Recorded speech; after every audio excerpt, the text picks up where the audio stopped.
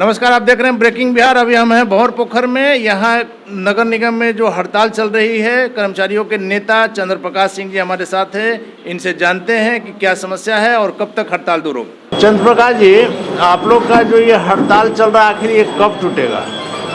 देखिए, कब टूटेगा ये सवाल तो आप राज्य के जो मुखिया हैं या नगर विकास के जो मंत्री हैं, सह उप मुख्यमंत्री हैं जी, उनसे पूछिए।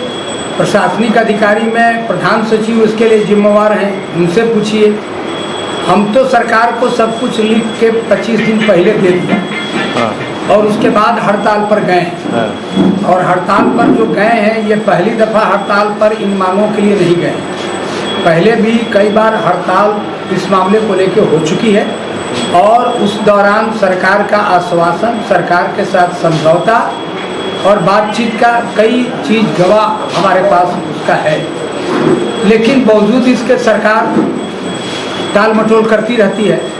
तो ये अंतिम बार हम लोगों ने फैसला ये लेना पड़ा है। ये लड़ाई लड़ के मर जाएंगे, लेकिन हम लोग पीछे नहीं हटेंगे, मांग लेके ही आएंगे। पिछली बार जो आप लोग की हड़ताल हुई थी, जो कि यहाँ बिस्कुमान में बैठक हुआ था और उसके बाद से वो आश्वासन के बाद आप लोगों ने ख़त्म किया था, उसका क्या कोई नतीजा नहीं निकला? देखिए ना, वो तो अब आश्वासन पर जब भी ख़त्म होगा तो उसका नतीजा यही होगा कि फिर हड़ताल होगा। अच्छा। एग्रीमेंट भी होता है तो एग्रीमेंट का कार्यान्वयन नहीं होता है तो फिर हड़ताल होता है। तो इसीलिए हम लोग कहा कि भाई रिजल्ट आप हमको दे दीजिए, नतीजा इसका निकाल दीजिए ताकि हो। और मांग क्या है? मांग तो जो सफाई करने वाले सफाई मजदूर हैं, उनको भी अगर आप राहत नहीं दीजिएगा तो क्या केवल ठेकेदार को, कंपनी को, मल्टीनेशनल कंपनी को, पूंजीपति को, उन्हीं को संपन्न बनाना है, मजबूत बनाना है कि जो सोशली इकोनॉमिकली जो पिछड़े हुए हैं उनका अपलिफ्टमेंट जरूरी है। जिनके लिए आरक्षण, आपने आरक्षण की व्यवस्था जिसके लिए हुई है, उनका ही नौकरी आप खत्म कर रहे हैं। उन्हीं को कह रहे हैं कि रोजगार नहीं देंगे। ग्रुप भ का कोई पद नहीं रहेगा, ग्रुप डी का पद ही नहीं रहेगा। तो सबसे जो लोग नीचे के जो पिछड़े हुए लोग हैं, वो तो ग्रुप डी में नौकरी करने जाते हैं। आप उनको कह रहे हैं कि हम उनको सरकारी नौकरी देंगे नहीं। न सरकारी नौकरी मिलेगा, न उनको अच्छा वेतनमान मिलेगा। अरे तो आप लोग में भी तो कई गुट हो गए। हमें कोई गुट नहीं है, ये दुष्प्रचार है, कोई गुट नहीं है।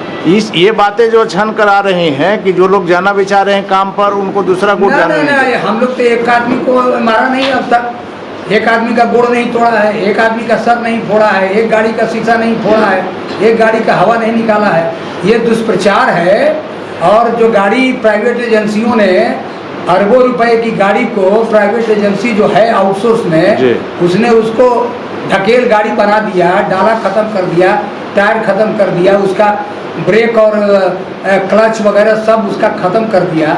उसको ना सरकार को जांच कराना चाहिए कि 100 करोड़ का गाड़ी 3 बरस में 10 करोड़ का कैसे हो गया संपत्ति।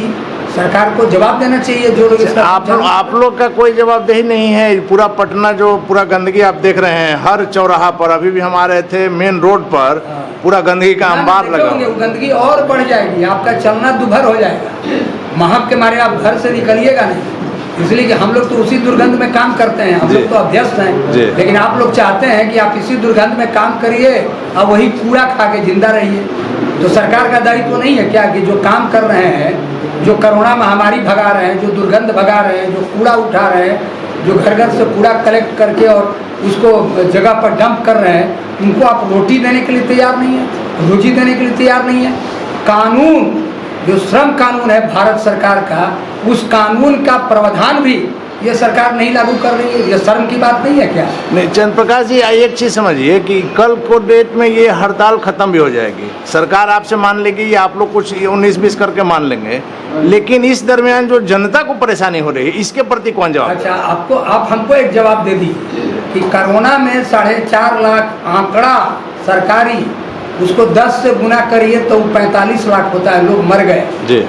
श्मशान में जगह नहीं था, कब्रिस्तान में जगह नहीं था, गंगा जी में जो लाश फेंक रहे थे, आज तक उसका जवाब सुप्रीम कोर्ट ने सरकार ने दिया।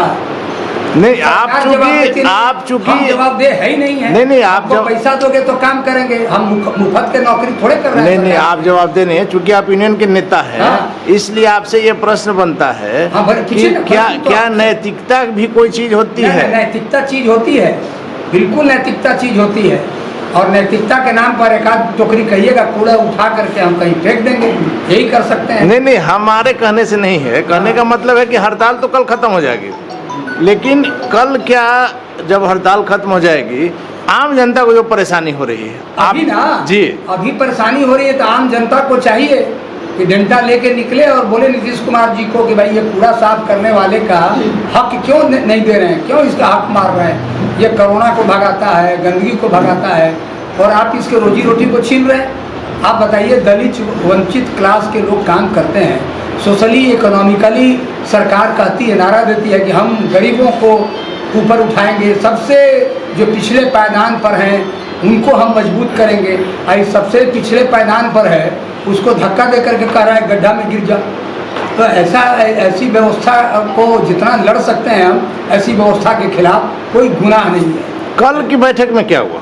कल के बैठक जारी है, और जब तक बैठक खत्म नहीं होती है तब तक कुछ भी उसके रिजल्ट के बारे में घोषणा करना मेरे लिए मुनासिब नहीं है, इसलिए कि मेरे पास उसका कोई डॉक्यूमेंट्री एविडेंस नहीं है। आप लोग का मेन मांग क्या है? मेन मांग है हमारा, जो सफाई मजदूर हैं उनके जीवन की सुरक्षा, उनके नौकरी की सुरक्षा, और जो काम करते हैं उसके बदले उनको उनका कीमत मिलना चाहिए, वेतन मिलना चाहिए, वेतन मिलना चाहिए।